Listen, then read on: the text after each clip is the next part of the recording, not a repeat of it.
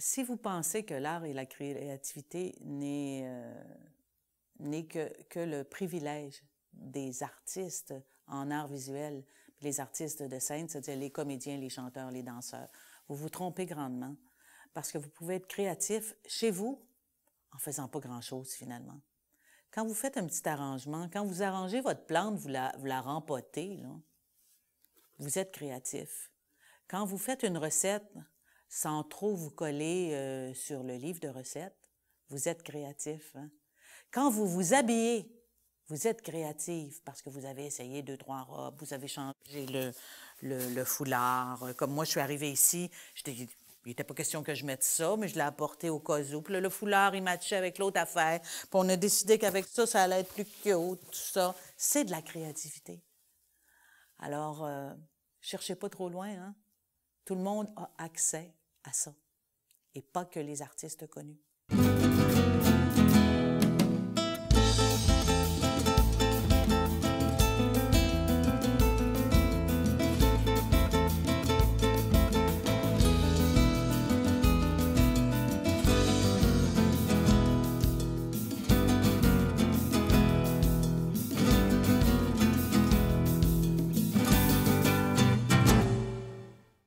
Bonjour, bienvenue à notre émission L'art et la créativité. Aujourd'hui, j'ai le grand plaisir d'accueillir notre chère Madame Diane Jules.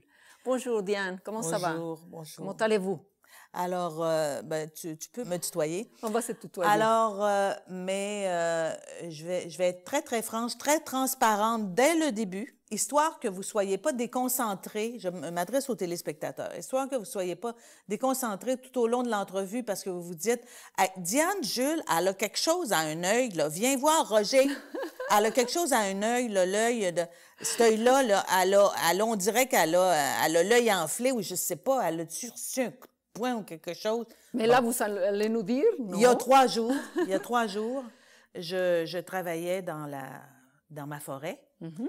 Et naturellement, je veux pas me mettre de chimiques sur moi. Alors, j'ai jamais de protection contre les insectes. Alors, naturellement, j'ai le corps piqué en entier. Et puis, entre autres, l'arcade sourcilière, j'ai été piquée par une guêpe.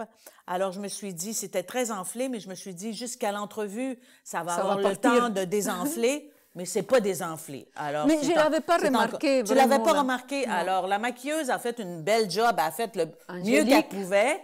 Mais bon, alors, si vous remarquez que j'ai l'air de pas avoir les 2 yeux pareils, c'est rien que ça. Oui, bon, voilà. OK, on peut commencer. Yes, on va plonger, ma belle Diane.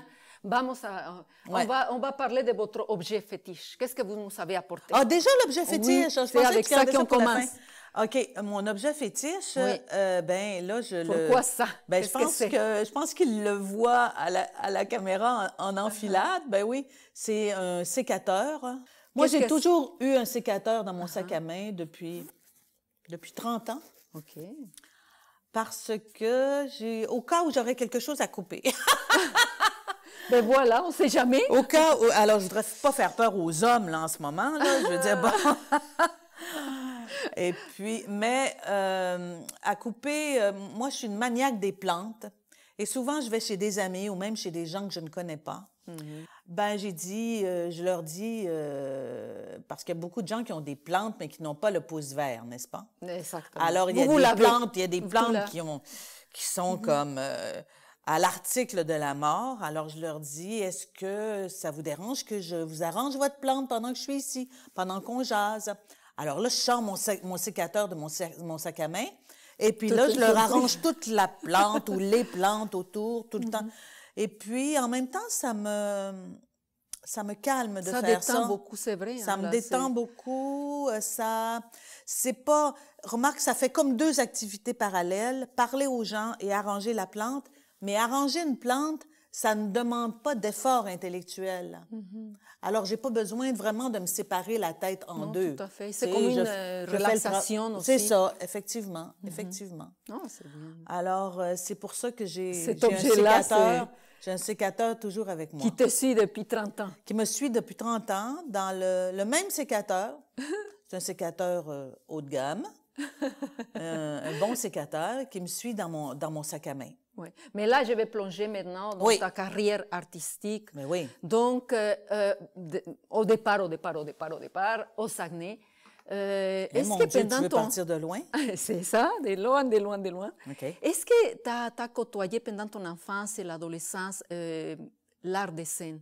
Tu avais déjà cette chance-là parmi tes amis, la famille, je sais pas. Côtoyer, je sais que quand tu dis côtoyer, j'imagine que tu parles de l'influence parentale, ou l'influence de quelqu'un de la famille. Alors, c'était pas du tout une famille artistique, pas du tout. Mais le hasard a fait... Écoute, moi, s'il y a une question, la seule question que je me suis jamais posée dans ma vie, c'est sur mon orientation professionnelle. C'est bien ça, de savoir ça. J'ai été chanceuse là-dessus parce que, tu vois, quand j'étais en première année de primaire, il a fallu lire un poème pour l'anniversaire de la directrice. Et puis, comme c'est moi qui lisais le mieux dans la classe, ben, c'est moi qui ai lu le poème. Et puis là, en deuxième année, j'ai lu le poème. Et en troisième année, j'ai lu le poème. Puis en septième année, j'ai lu le poème. Puis au secondaire, quand ils ont commencé à faire des pièces de théâtre, ben, j'étais dans la pièce de théâtre tout le long du secondaire, puis au cégep, puis à l'université, parce qu'avant d'aller au conservatoire, je suis allée à l'université parce que mes parents disaient non, le conservatoire, là, comédienne, c'est ça, j'allais te demander. C'est ce que j'allais te demander. C'est trop insécurisant. Non, il faut que tu te fasses une base, là, tu sais, là, un vrai métier, là. Alors là, c'est pour ça que j'ai un bac en littérature, comme si on allait quelque part avec un bac en littérature. Oui, on peut toujours aller quelque part, tu peux toujours enseigner la littérature, c'est ça. Là. Tu peux toujours enseigner le français, mais pour être franche avec toi, je l'ai pas tout à fait, mon bac, je l'ai pas terminé. Alors, on va régler ça tout de suite, là. Je ne l'ai pas terminé parce qu'à un moment donné, mes parents m'ont donné la permission d'aller à Québec au conservatoire. C'est ça, je l'ai te demandé la prochaine question. Puis finalement, ben, j'ai été acceptée au conservatoire et puis à Québec. Et puis, d'abord, j'ai commencé au théâtre à Jonquière, au primaire, au secondaire, à l'université, au cégep. Et puis après ça, ça a continué. Je suis sûre que les gens de Jonquière qui m'ont vu pour la première fois à la télévision, ils se sont pas demandé, mon Dieu, Roger, viens voir! Toujours Roger, tu sais. Roger, viens voir. Alors, Diane Chose est à... En fait, parce que mon vrai nom, c'est pas Diane Jules. Diane Chose, c'est Diane Chose. Alors, Diane Chose est à la télévision.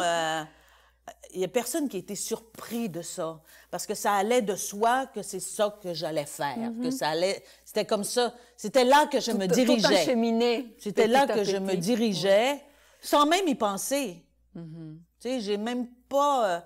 choisi entre ça et ça. C'est ça qui s'est imposé c'est extraordinaire, tout naturellement. Diane, parce que ça, je suis contente. Ça, je suis chanceuse pour ça. Je te jure, parce qu'il y a des chemins qui sont tellement difficiles dans le sens qu'on ne sait pas. Toi, c'était clair dès le départ et tout était là pour t'encheminer. C'était clair et, tu vois? Et j'avais du succès là-dedans, je réussissais là-dedans. Et tu as écouté aussi ton oui, j'ai pas eu beaucoup de mauvaises critiques dans ma vie. Ça a l'air prétentieux de dire ça, mais... Non, mais c'est vrai parce que tu es là toujours. Là. Tu vois, c'est la preuve. On m'a dit à quelques reprises que je m'assoyais sur ma facilité et je suis d'accord. Mais des vraies mauvaises critiques, là, que... Non. Tu étais même nominée pour gagner... à cause de la galère. Mais avant ça aussi, il y a 15 ans, j'étais nominée aussi pour la meilleure actrice pour un téléthéâtre que j'avais fait. Mais on dirait que c'est pas ça qui m'a marqué le plus. Qu'est-ce qui t'a marqué le plus comme rôle, mettons, au théâtre? Au théâtre ou à la télévision? On va aller par étapes. Au théâtre d'abord. Justement, le rôle pour lequel j'ai été nominée pour la meilleure actrice, c'était La petite bonne femme en pain d'épices. OK, c'est vrai. C'est une pièce de Neil Simon qui se dit en anglais The Gingerbread Lady. Et puis ça, vraiment, ça m'a marqué parce que j'ai dû me raser le crâne au complet. Oui. Et c'était un rôle qui me ressemblait beaucoup, enfin, un rôle intense, très, très intense. Bien, tout à fait. Très intense, puis... c'est peut-être pour ça que ma fille m'a dit, « Maman, t'es faite pour les les petits, moyens rôles, mais des rôles intenses, des caméos. Parce que le rôle-titre d'une série qui est là tout le temps, mais qui est le pilier de la série, mais qui est bien tranquille... C'est pas toi, c'est pas On dirait que c'est pas moi. Non, parce que toi, t'entends, c'est vrai, ce que ta fille a raison. C'est ça. Alors, toujours des rôles de composition. Et puis, ben, je suis assez satisfaite de... Mais je ne veux pas perdre mon idée de ce que je voulais te dire, théâtre. De ce que j'ai appris. Non, attends, c'est parce que je vais l'oublier. Okay, je suis rendue tête de linotte à mon âge. Je viens tellement mêler, là, ça n'a pas de bon sens. Ça fait que... Mais je suis sûre que tout le monde de 60 ans vont dire, bon, ben écoute, welcome to the club. Nous autres aussi, on est mêlés. Tu sais, nous autres aussi, on ne se souvient pas des noms puis des ça. Quand j'ai eu moins de travail...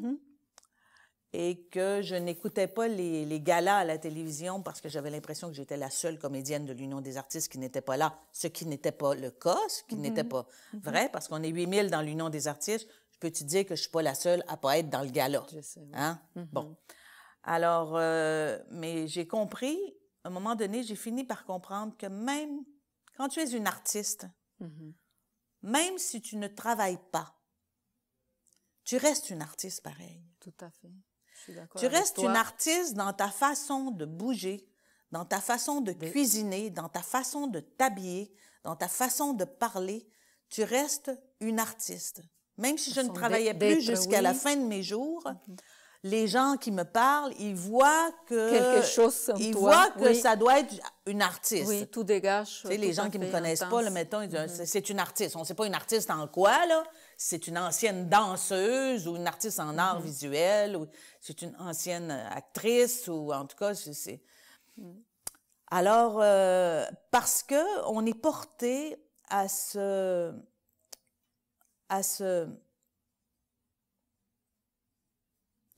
C'est un mot très, très simple qui m'échappe, encore une fois. À s'identifier par rapport à ce qu'on fait, plus que par rapport à qui on est. C'est intéressant. Alors moi, je suis une artiste, et même quand je ne travaille pas, je suis une artiste. Et quand je travaille, je ne suis pas plus une artiste. Je suis autant une artiste. Je reste toujours une artiste, sauf que je suis une artiste des fois qui travaille, puis des fois qui ne travaille pas. Et qu'est-ce que tu préfères de tout ça? Parce qu'on ne reste pas longtemps là. Théâtre, télévision, cinéma, la Ligue d'improvisation qui était très bonne aussi là. Bon, la Ligue d'improvisation, je ne peux plus, je suis allée trop loin dans cette affaire-là. Alors c'est comme quand on mange trop de quelque chose. J'ai fait une indigestion d'improvisation. Alors, ne m'en parle même plus. Okay. Mais, même si j'ai eu un succès là-dedans, même si j'étais une championne, on t'a donné un conteuse, prix. Et puis je respecte cette partie de ma vie, sauf qu'à un moment donné, ça a été trop et je n'ai plus été capable. Mais entre télévision, cinéma et théâtre, qu'est-ce que tu préfères? Jouer les jeux comme actrice. Télévision? Télévision. Je sais qu'il y a plusieurs comédiens qui ont le scrupule... qui sont un peu mal à l'aise de dire « je préfère la télévision au théâtre » parce que le théâtre, c'est l'art. C'est l'art sacré. Puis quand tu as le feu sacré, quand tu es une vraie comédienne, tu dis « oh, moi, je préfère de beaucoup le théâtre ». Eh bien, du haut de mes 62 ans, je te dirais que maintenant, je préfère la télé parce que ça prend moins de temps puis c'est plus payant. Bonne raison aussi. Et puis, on te voit aussi partout. On me demandera au théâtre, je dirais oui, parce que je suis une bonne comédienne de théâtre. Mais tu me demandes ce que je préfère? Oui. Ben, je préfère quand c'est moins fatigant puis que c'est plus payant. Voilà. Et les jeux aussi, est-ce que ça diffère? Mais l'avantage du théâtre. Voilà. L'avantage du théâtre, par contre, le contact. Avec le public direct. D'avoir ton public qui est là. Et puis, de tous les soirs, aller le chercher. Et quand il t'aime, il te donne leur énergie. Alors ça, je vais dire, ça, c'est assez sans pareil. Ça, et à tous les soirs, alors tu réajustes parce que tu fais comme quand tu t'en retournes chez toi le soir, tu refais la pièce au complet. Comme ce que je faisais dans la Ligue nationale d'improvisation, tu refais le match au complet. Puis tu dis, mais j'aurais pas dû dire ça, j'aurais pas dû faire ça. J'aurais pas dû le dire de cette façon-là. Il me semble que ce soir, j'ai été un peu... je manquais un petit peu de concentration dans telle scène. Alors, le deuxième soir, le lendemain, tu peux te reprendre. Parle-moi rapidement de Petite Nuit, parce que c'est toi qui l'as écrit, qui l'a monté, Ben oui, qui l'a joué à Bromo aussi au théâtre 2 années. Petite Nuit, une pièce de 2h30 dans un lit avec un conjoint. Et un conjoint qui n'était pas mon conjoint.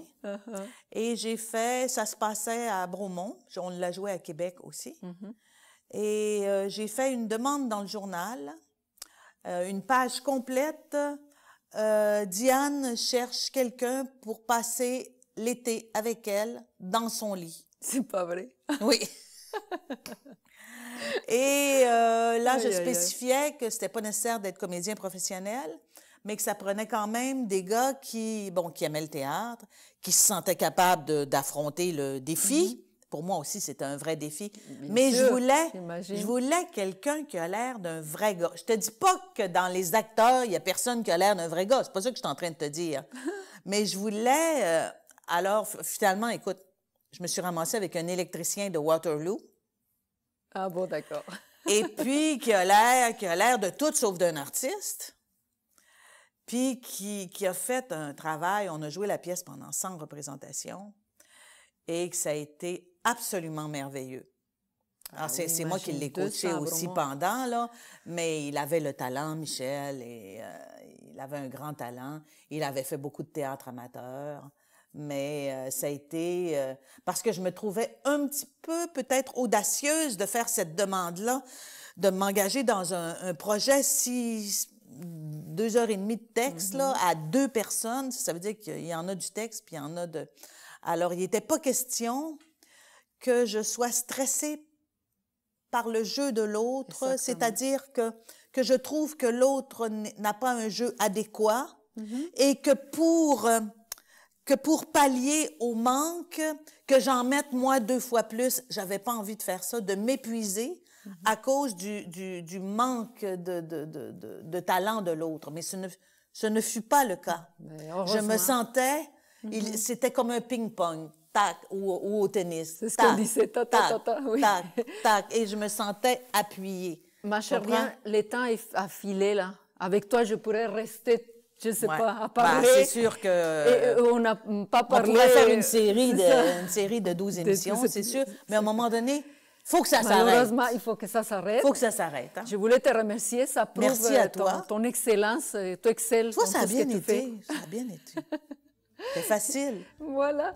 Et puis, on va aller en pause et on va se retrouver tantôt avec sa prestation. C'est vrai, j'avais complètement oublié ça. La prestation. Donc, revenez-nous à tantôt.